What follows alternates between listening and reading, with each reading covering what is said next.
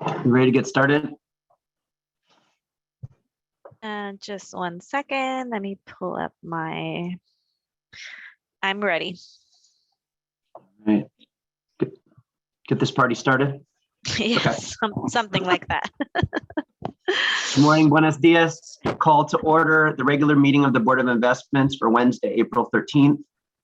Let's start off with a roll call, call to order and roll call, please.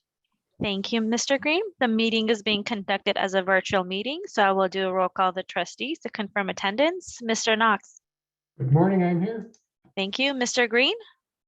I'm so here. Ms. Greenwood. I'm still here as well. Thank you. Mr. Jones. Present. Thank you. Mrs. Jones. Good morning, present. Thank you. Mr. Kelly. Here. Okay. And Ms. Sanchez. Oh, Ms. Sanchez will be back. Okay. Yeah, I know where she is, but I'm not going to reference where specific. Staff participating in a meeting include the following: CIO John Grable, CEO Santos Cramen, DCEO Luis Lugo, AEOs JJ Popovich and Laurel Guglielmo, Chief Counsel Stephen Wright, Interim Chief Financial Officer Ted Granger, Senior Staff Counsel Christine Roseland, and the investment staff include Chris Wagner, Scott Drazel, Derek Hong, James Wright, Pushpam Jain, and Esmeralda Del Bosque. Consultants include Makita Investment Group, Stepstone Group, and Alborn. Trustees, please use the Zoom chat option to be placed in the queue. At this time, we ask all meeting participants to mute their mics until you're ready to speak, and we now proceed with the agenda. Thank you, Linda. First item on the agenda is the approval of the minutes. Do I have a motion? Move to approve. Okay. Second. Heard Mr. Knox move it. Heard Ms. Sanchez second it. Mr. Chair, I have corrections to the minutes. Oh, okay. Go ahead, Joe. On page 8, well, these are the pages in Board Vantage. It's page 3 of the minutes. Under item 7, consent item, we report the action on item B. I'm sorry, we report the action on item A prior to listing the actual item, and typically we report the actual item, and then underneath it, we report the action. I don't know why this is otherwise, but the action should be reported under the agenda item, not prior. On page 3. On page 4, on item B, at the bottom, we say that the item was received and filed. Consistent with reports on the next page, we should say that Mr. Rice answered questions from the board. The item was received and filed. We left out the sentence that Mr. Rice would answer questions from the board, which he did. That's at page 4, bottom B. And then on page 7 through the rest of the minutes, we have to fix the numbering. We say at the top, executive session A1, and then we repeat the number 1 at the bottom of the page. So it should be 1-2, not 1-1, and the rest of the numbers should change. Those are my corrections. Okay. Thank you, Mr. Kelly. Do you have a motion, Mr. Knox? Ms. Sanchez, are you okay with those changes? That's fine. Thank you. Okay, terrific. So we do have a motion. Oh, go ahead, Linda. No, go ahead. I was just going to move forward with the vote unless there's any other corrections to the minutes. Okay. Thank you. Okay, Mr. Knox. Aye. Mr. Green. Aye. Ms. Greenwood. Aye. Mr. Jones. Aye. Mrs. Jones. Aye. Mr. Kelly. Yes. Ms. Sanchez. Aye. Okay, the motion passes unanimously. Great. Thanks very much. The next item is report on closed session items. Is there any? Thank you. Good morning. Yes, any report out will be posted on LACERA.com after the meeting. Perfect. Thank you, Mr. Rice. Next item is request for public comment. We have received 2 requests from the public to address the board. Also, we received 2 written comments, which was emailed to the trustees last night from the Private Equity Stakeholders Project. The first person we will bring into the room will be, let me just check. Okay, so we have Jordan Ash. Jordan, can you hear me? Jordan? Jordan, Yes. thank you. You will Yes, have hello. 3 minutes to address the board. Okay, great. Thank you. Good morning. My name is Jordan Ash, and I am with the Private Equity Stakeholder Project. LACERA is an investor in the Blackstone Group, which owns ServPro, a disaster recovery and restoration company with a track record of high-risk practices that may jeopardize long-term value. Climate-related disasters are increasing in both frequency and impact, destroying schools, homes, hospitals, even entire communities. Yet the people we depend on to prepare for disasters and help rebuild after disasters are largely unrecognized and mistreated, even as their work has become more urgent. Workers employed by ServPro franchisees and their subcontractors clean up and rebuild after hurricanes and other disasters. They have reported a range of serious issues, such as wage theft, dangerous and even deadly working conditions, no workers' compensation or disability coverage if injured on the job, and lack of health insurance. This may create workforce, litigation, regulatory, and reputational risks. The problems at ServPro and in the disaster relief industry have been highlighted in a number of recent news pieces. An article in the New Yorker last fall noted that, quote, climate disasters require a labor force that is open to arduous work and is instantly mobile. ServPro promises to furnish workers to crisis sites within days or even hours. One of its slogans is faster to any size disaster. To marshal this force, many companies turn to an ill-regulated group of subcontractors and labor brokers, which in turn cultivates social networks of migrants and other people seeking economic opportunity, unquote. With the increase in climate-related disasters, so too has there been an increase in the money spent to help communities cover. The billions of dollars pouring into disaster restoration projects has made it a very lucrative industry and made it very attractive to private equity companies. In the past 5 years, private equity firms like Blackstone have acquired dozens of disaster restoration companies. Resilience Force is a national initiative to improve America's response to disasters by bringing together all stakeholders, employers, frontline workers, contractors, policymakers, training providers, disaster recovery specialists, and others.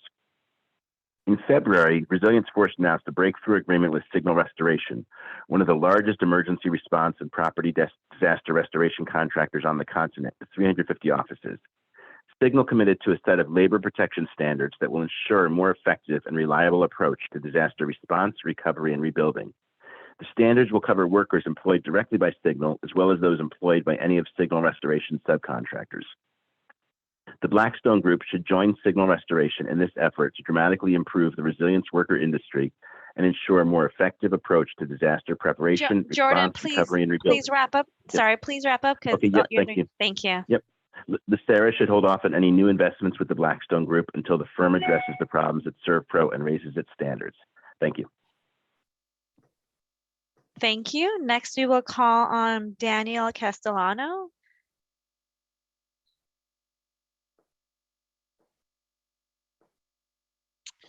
Okay, Mr. Castellano has left the meeting, so we may proceed with the agenda.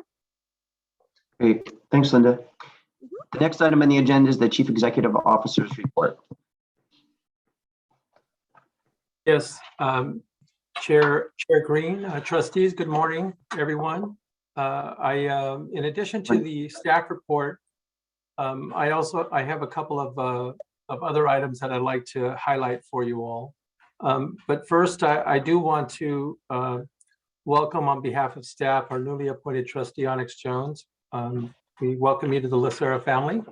Looking forward to working with you and for the benefit of our members. And so we appreciate your willingness to serve. And we are going to do everything possible to make sure that you are successful in your role as a trustee. So I also wanted to mention that I did last week sent out the trustees a calendar of events regarding the upcoming LACERA election. And so I just wanted to highlight a couple of important dates that you should keep in mind. The May 19th, the candidate filing period is going to begin. August 5th, the e-voting period will begin. And on the 31st, the voting period will end. The Board of Supervisors will then certify the election sometime around October 18th. And so please be aware that those dates are fast approaching. And it is listed on the calendar of events that I sent out to all of the trustees. both the Board of Retirement and Board of Investments. And so we also, we met with the executive office last week to talk about coordinating communications with our safety members. And so we have another meeting that's scheduled next week to go over the election, not only this election, but the next election, because that one is going to be a little more complicated in terms of communication plans and making sure everyone is aware that we have ongoing elections, not only for the safety members this year, but next year as well. So I know that Chair Santos is not here today, but I did want to give you an update on our hiring plan. I think or the PIO recruitment has been concluded, and Mr. Grable will be sharing some news with you as part of his report, or maybe at the go to the order. I'm not sure exactly the timing and when he's going to make an announcement. But I also want to make sure that you're aware that this morning we did post the senior investment officer position. So we're out actively recruiting qualified candidates for that particular position. We plan on releasing the FA3 position for real estate next week. And so we'll be actively making sure that that we're trying to comb the landscape for the best qualified candidates in that area as well. I want to thank John, Mr. Grable, and Jude for their assistance with preparing those job bulletins and being patient and understanding with us as we work our way through all of the issues that we need to address in order to get these bulletins out. And so I know that John's staff and Jude were also working with our HR folks to finalize the job bulletins for 2 additional FA3s in a couple of different asset classes. And so we're moving along pretty well. We did make an offer to 2 attorneys. Mr. Rice has made those offers. I believe that one has accepted, and we're waiting for confirmation for the second. We are still actively looking for an attorney that has investment experience. And so we're working with Mr. Rice on getting the desirable qualifications and minimum requirements, and actively recruiting for that position as well. So we're moving along with the hiring plan. We're working as quickly as we possibly can, and I believe we're making very good progress. So with that, I'm more than happy to stand for questions. Great. Thank you, Mr. Kreiman. I believe Mr. Kelly had a question. Good, thank you very much. Good morning, Santos. So I Morning. was interested in your paragraph on the return to the boardroom, and I wanted to talk with you about that, because my most recent understanding was that the board would return to the boardroom at the same time that staff returned to the office. I do think this is a really complex and important matter for us. And it seems now as if we're not going to take any action from your written report, until the governor's emergency proclamation has been lifted. That proclamation, which he originally issued in March of 20, I think had about 400 components to it related to regulations and various laws. And the great majority of those were lifted in June of 21 with the Let's Reopen California plan. The remainder, I understood, the remainder were to expire at the end of last year. He extended some of them related to recruiting of out-of-office healthcare workers and some licensing requirements. He extended some of those through March of this year. I don't know if he extended them from last month or not. I think he did. But my point is, I think the great majority of the emergency proclamation has already been lifted. So I was confused about a couple of things: why we were tying this action of return to the boardroom to the remaining ongoing emergency proclamations, and then also if that made sense, because when we look at our everyday lives, things are changing out there pretty rapidly. For example, the city of Pasadena health officer, who was jurisdictional to LACERA, usually in Pasadena, several weeks ago lifted the requirement that attendees at indoor public spaces that fit 1,000 or more no longer had to present proof of vaccination or a negative test. So I wasn't comfortable that the plan was aligned with what we're seeing out there in everyday life. So I wanted to ask that if next month, because I do think it's an important matter that we should discuss in more detail. If next month this could be agendized separately, the plan for not only the board returning to the office, but what is the plan for staff returning to the office? Because that wasn't clear to me from what you included in the report. And I do think it's appropriate to have a more detailed and full discussion about it. So that was my comment. Thanks. And I'll let Mr. Kryman respond. And I know Ms. Greenwood had a question as well. So thank you, Trustee Kelly, for your question and your comments. Staff will be returning on May 2nd. And so we have made arrangements to provide notification pursuant to our MOU to staff that we will be returning on May 2nd. We will have a hybrid work situation where we'll have a red team, blue team situation, and a black team as well. So we do plan on returning from staff. In terms of the public hearings, I did have discussions with the board chairs and the vice chairs, and we did discuss a quite lengthy discussion about when we should be returning to public hearings. And the direction that we received was that we were going to wait until the governor lifted the emergency orders. And so if you would like it to be agendized for a much broader discussion, I can certainly work with the chair, or you can be more than welcome to make a motion or a directive to have it placed on the agenda. And so we'll do whatever you'd like, but we are opening. We will be opening our Member Services Center probably 2 weeks after, because we still have to work with getting all of the computers up to speed. We did a tenant migration, which has caused a little bit of disruption, accessing our files and things of that nature. So I don't want to open up member services until I'm absolutely certain that we're going to be able to provide the services that they deserve at the high level that we've always held ourselves to. So that is my response. I'm more than happy to answer any additional questions. Okay. Thanks, Mr. Kryman. Ms. Greenwood? Thank you. I just want to say, as the daughter of an elderly mother, I am so far managed to not get COVID. I am perfectly fine with being cautious. Liz, I think you're breaking up a little bit. I'm sorry. I am perfectly fine with being cautious, and think that caution is the order of the I day. can't hear. I believe she said that she's perfectly fine with the way the current arrangements, and as the daughter of an elderly mother, that she believes that caution is important in this juncture. Thank you, Mr. Kryman. That's what I heard. I said. Yep, I heard that too. Thank you. Thanks. I think that going back to work is important.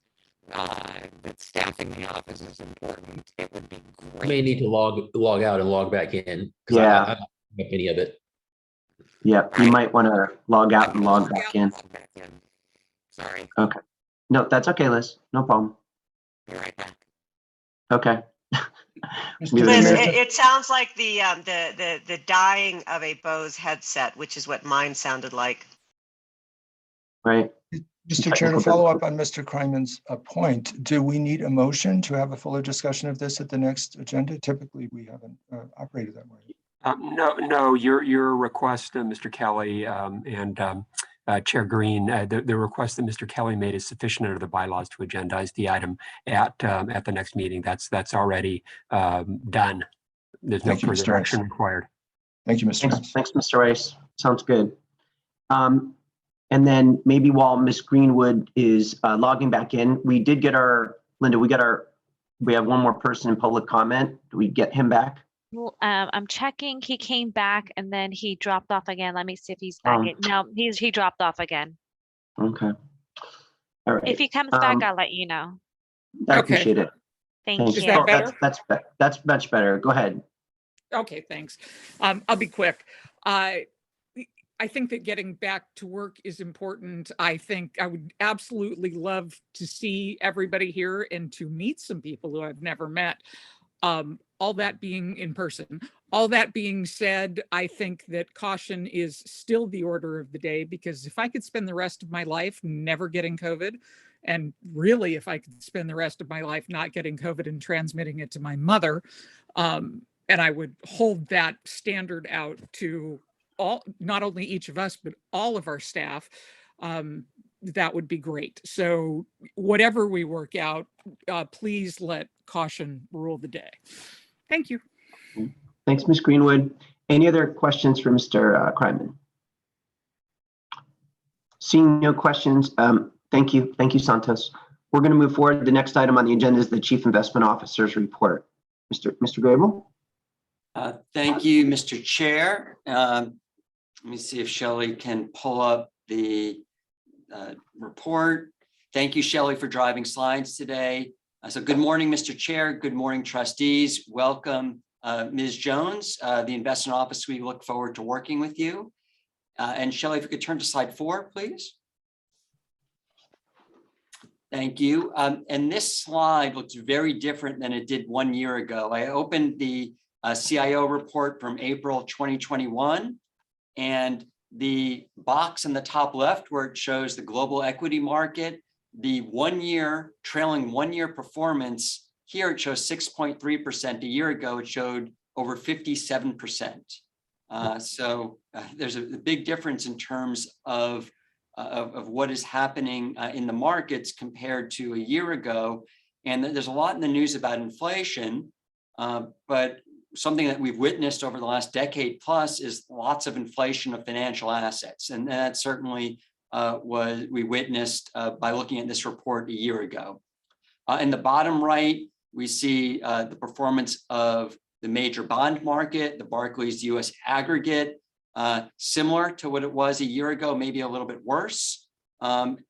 We are in a rising interest rate environment.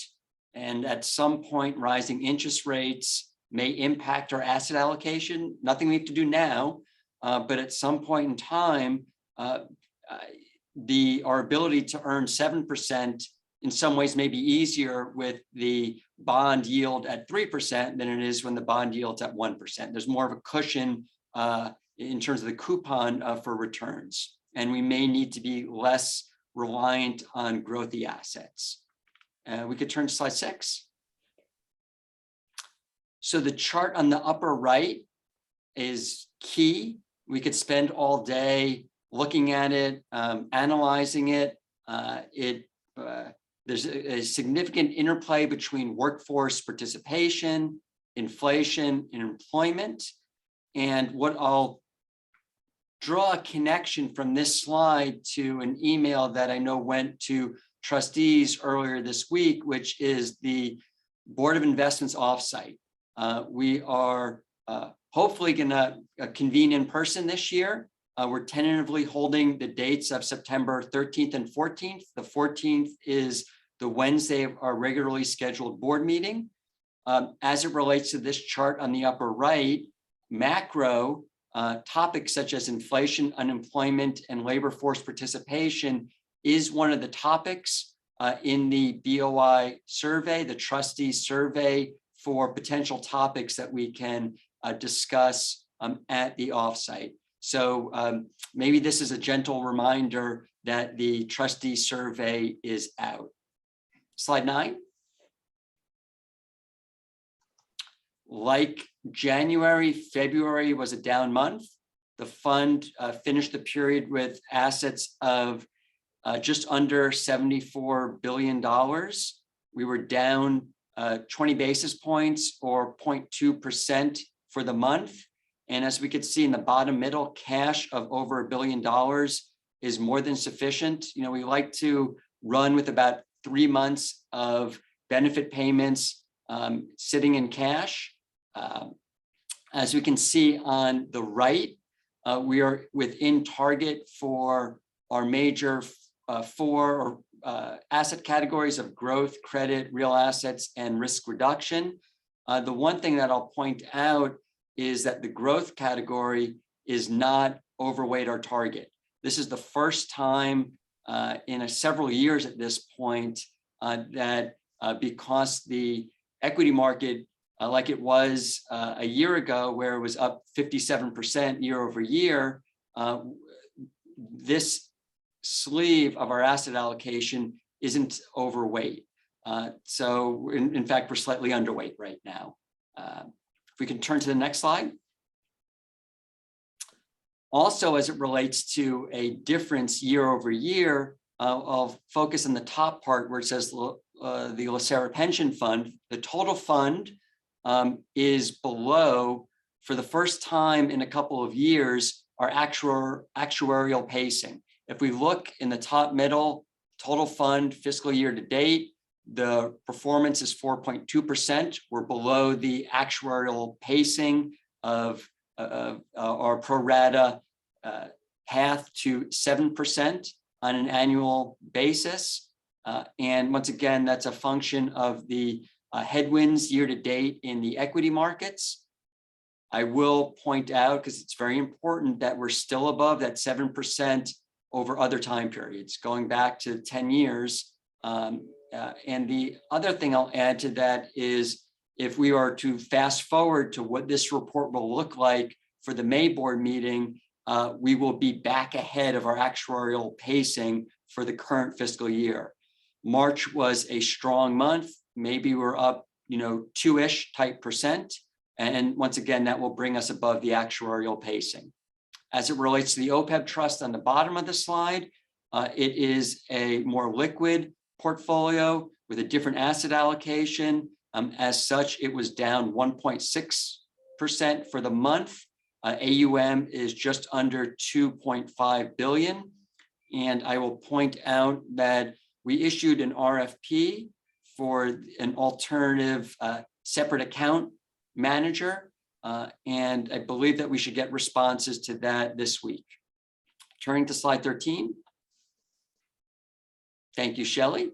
Last month in the CIO commentary, I focused on our estimated exposure to Russia.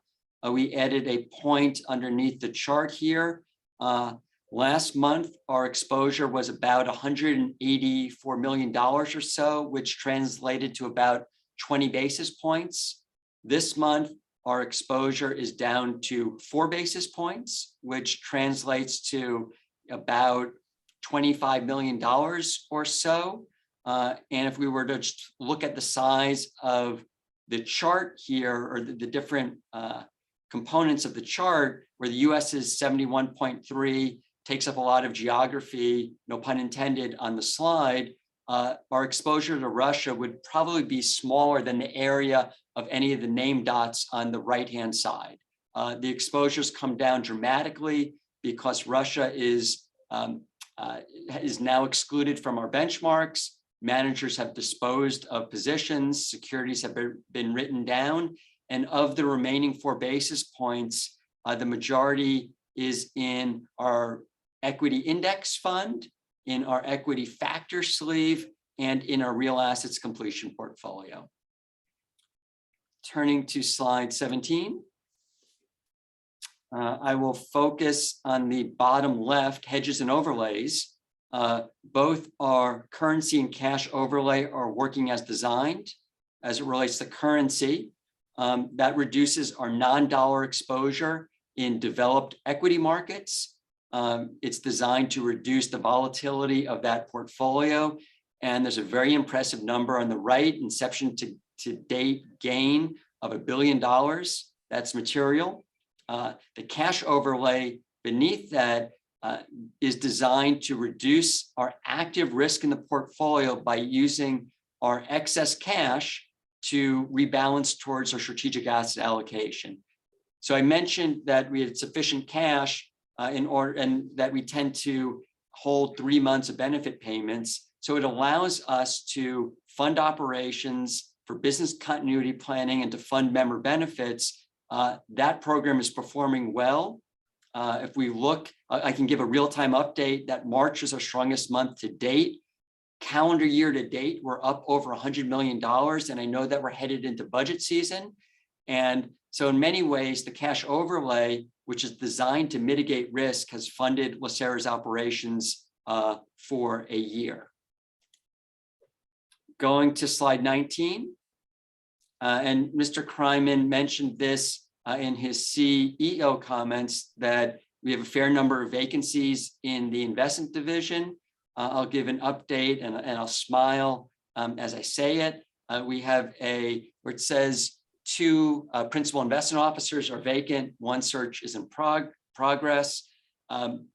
That search was completed on Monday. That Scott Drazel was promoted to a principal investment officer for ESG and stewardship. Congratulations, Scott. As we all know, that we just had a corporate governance committee meeting that was fantastic. I learned from Janine every time she speaks, but stewardship is a larger part of every discussion that we have. As Janine mentioned, LACERA has a leadership position in the space, and Scott will help continue to accelerate our tradition of excellence. Congratulations, Scott. You're very deserving of this recognition, and LACERA and all our members will benefit by your position as a principal investment officer. Congratulations. Maybe this is just a great place to pause and stand for questions. Okay. I know, well, I had a comment, so did Joe, so I'll go first. My rule of thumb is when John Grable is smiling, I'm usually smiling. So thank you for that. And also congratulations to Scott. Terrific news. Joe? Thank you. So John, to go back to Russia, I get there's a remaining position. How does that remaining position not conflict with OFAC? The OFAC rules typically relate to entering into new positions. So these are pre-existing investments. Okay, gotcha. Thank you. Great. Pause there. Okay, I don't see any other questions, John. I'm not sure if you have anything else. Anything else for your report you'd like to add? No, thank you, Mr. Chair. Okay, great. Great report. Thank you very much. Seeing no questions, we're going to keep the agenda moving. We do have 2 items for consent. I'll pause there for any questions. Seeing no questions, is there a motion for the 2 consent items, items A and B? I'll move the consent. I'll move. Okay. I heard Ms. Sanchez move it. I heard Ms. Greenwood second it. I think we're good to vote. Okay, Mr. Knox, Aye. Mr. Green, Aye. Ms. Greenwood, Aye. Mr. Jones, Aye. Mrs. Jones, Aye. Mr. Kelly, Yes. Ms. Sanchez. Aye. Okay, the motion passes unanimously. Terrific. Thanks very much, Linda. Next item is non-consent item.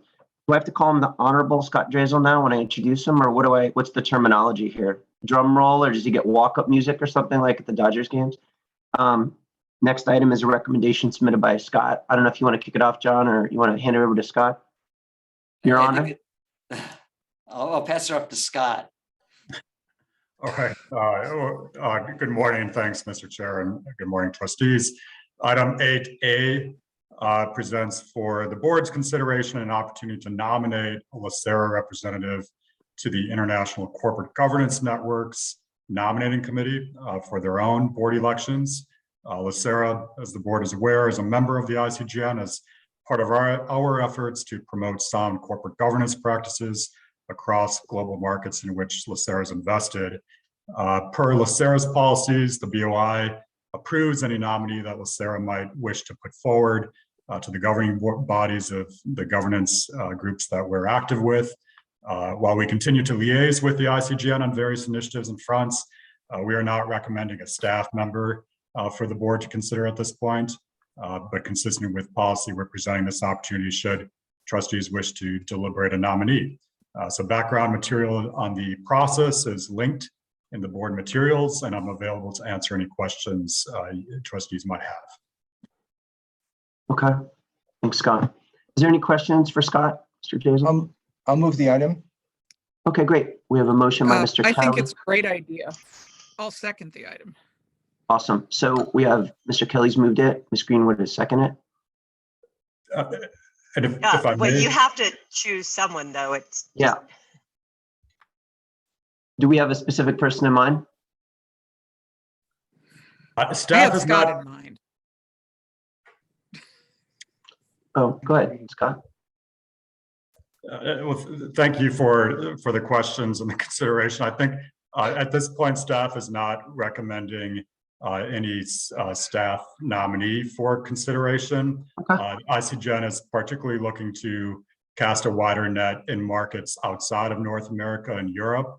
Would highlight asset owners. We are aware of possibly one U.S. asset owner that is looking to put forward a nominee. In the future, we could certainly consider a staff nominee if the trustees wish. But at this point, I think we would demur and leave it to the trustees to consider if you'd like to support a trustee. Terrific. The way I read the item is whether to nominate a candidate. So I'm hearing the motion is that we're moving forward to look into the process if we're going to nominate. Is that, am I correct in understanding that? You'd have the option to not put forward any nominee at this point. Okie dokie. So, okay. So we don't need a motion at this point, correct? Because we don't have a specific nominee, or we need to move forward the motion just to further the process to look into a nominee, just so I'm clear. I think it's accurate that the board can take no action on the item. Okay, there we go. May I make a comment as Go ahead. well? Go ahead, Ms. Sanchez. So you can either put forward a trustee because staff is saying that that they are not putting a staff person forward, or you cannot put forward anyone. We know of one. We know of one California trustee who is putting themselves forward.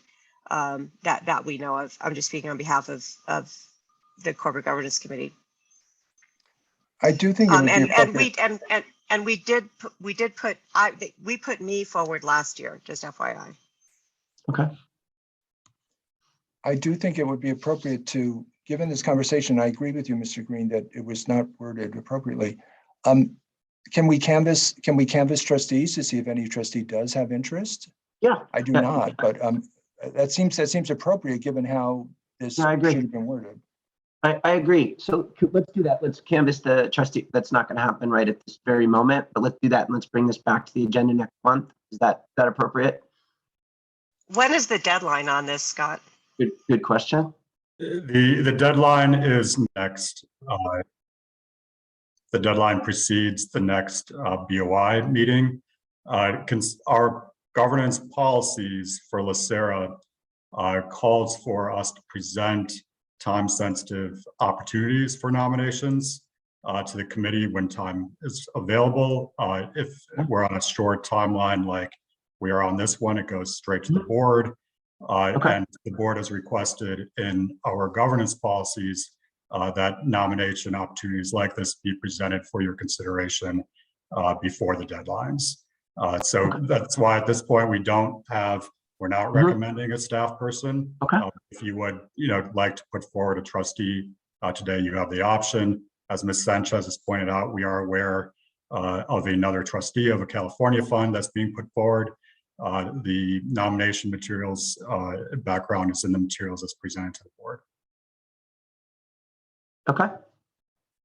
So I get the sense we're not ready to take action at this point because we do need to kind of solidify who it would be moving forward. If that's okay, we do have a motion in a second. So I want to make sure it's okay with the folks that made the motion and second it. And Steve, any other, I'm not going to take action at this point, given what I just told. Yeah, there is a motion which has been seconded. It's on the floor, but based on the discussion, I think the Robert's Rules approach is just the motion is going to be withdrawn without objection, and there's going to be no action taken on it. Okay, I would agree with that. I'll withdraw my second. That helps. And I would withdraw my first. The other option, Mr. Green, is that trustees could self-identify in this meeting if they're interested. As Ms. Sanchez says, she was interested last year, but I do think the fact that another trustee from a California fund has already expressed interest kind of trumps any action. Mr. Kelly, can I make a comment there? Yes, absolutely. So last year we went through this process and we put my name for, we decided to put my name forward. We went through the process. We filled out the paperwork. We went to the various nominating, or rather other organizations to get nomination support. We got nomination support. And then after that, one of the other organizations that actually gave us nomination support put someone in front of us, and they chose them. And then they retired. And the same organization is putting someone forward. So I'm just giving you some background. No, and I'm happy to do it again. I'm just not sure it's going to come out any differently. fair enough. No, Mr. Rice hit the nail on the head there. Is we're gonna, the person that made the motion and the person that seconded it, we're not going to take any action today, but I appreciate the discussion. So thank you very much. And thank you, Scott. Did you have anything else? No, that's it. Thank you, Mr. Chair. Okay. Thank you all. Appreciate the conversation. We're going to keep moving. We do have several reports for information only, which is listed under A, B, C, D, E, F. Does anyone have any questions on the for information only items? I'm not seeing any questions on that. Nope. Okay. And then the next item is items for staff review. I have one item. The board, also known as Mr. Kelly, requested that the return to the boardroom for the trustees be agendized for discussion at the next board meeting. Okay. Thank you, Linda. You're welcome. And then we have let's do go to the order, and then we're gonna go into executive session. So let's do go to the order, please. Okay. Mr. Knox.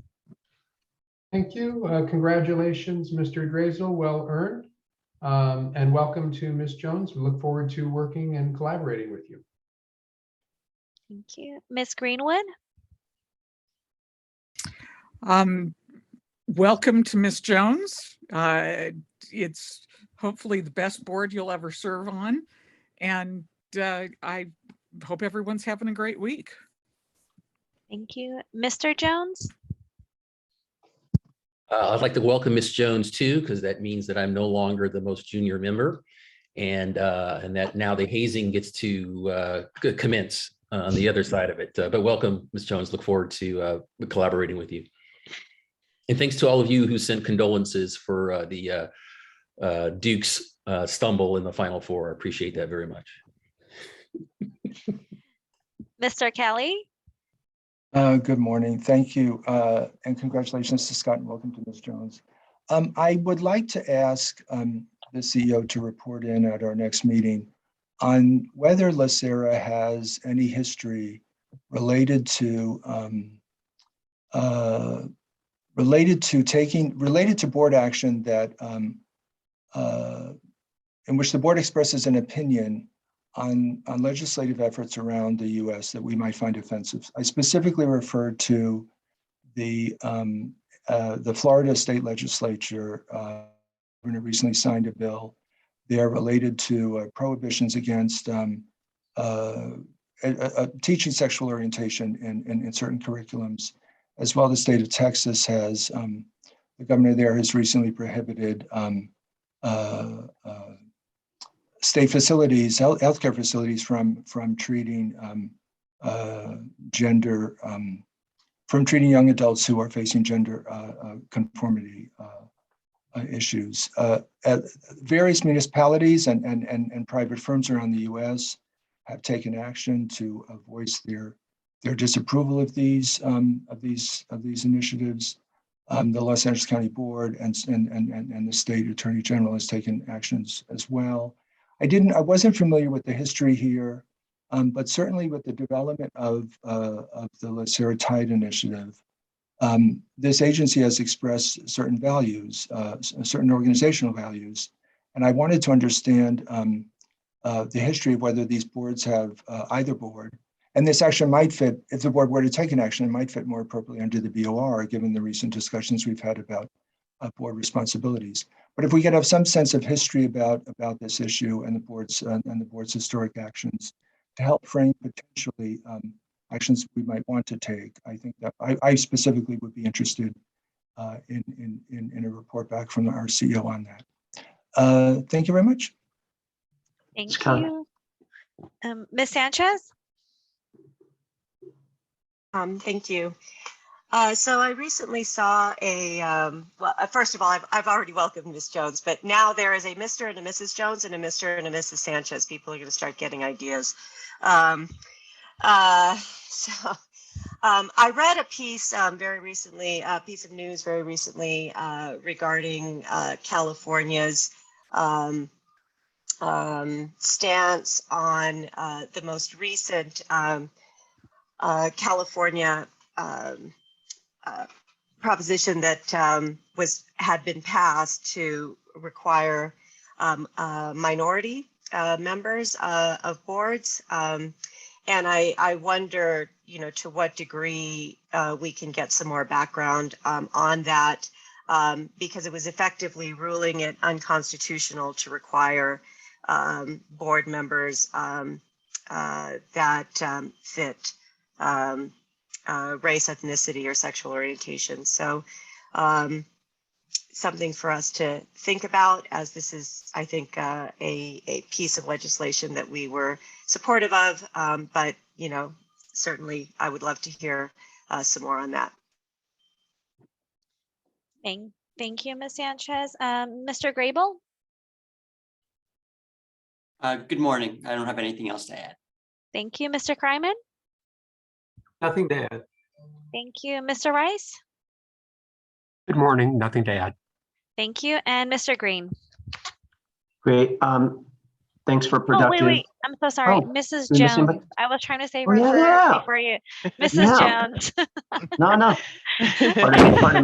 Pardon me. Good morning. Thank you so much for the warm welcome. I'm excited to be here. I'm excited to learn a lot and be a part of the conversations. I come from a city government background, and so I have a lot of experience on the CalPERS side and looking at their return on investments and their discount rate, and if we fall short, what are we going to do? So I'm excited to learn even more from this end of the equation. I do have a question, and I don't know if it's been discussed in previous meetings, but I am interested in looking ahead. There are more and more economists that are talking about a recession and what that could do to the economy as well as to the retirement plan. So I don't know if that's anything that's in the future to discuss, but I am intrigued by that topic. That's all I have. Thank you. Thank you, Ms. Jones. And lastly, Mr. Green. Dun, dun, dun. Thank you, everybody. I appreciate it. And welcome, Ms. Jones. Really terrific. I had the honor of meeting with Supervisor Mitchell yesterday at the Hall of Administration. It was so nice to be able to meet face-to-face with our masks on and just welcome. You're going to be just such a wonderful addition to our board. So anything, I'm going to speak for all of my trustee colleagues, anything we could do to help the transition, make it more smoothly, please let us know. We're here for you. We're a unified team. And I checked in the bylaws. I was going to make today Herman Santos Appreciation Day, but I was told I can't do that legally. So I'll just let the record show. Thank you for Herman Santos. He's having fun somewhere, and he passed the meeting over to me. So really great, productive, quick meeting, and just appreciate you all. Appreciate you all and what you're doing, and I appreciate the discussion. So we're going to take a couple minutes. We're going to change over, and then we'll be going to executive session. Okay, Linda, how much time do we need? We will start the executive session exactly at 10. Beautiful. Okay. See everybody at 10 o'clock. Thank you. Thanks.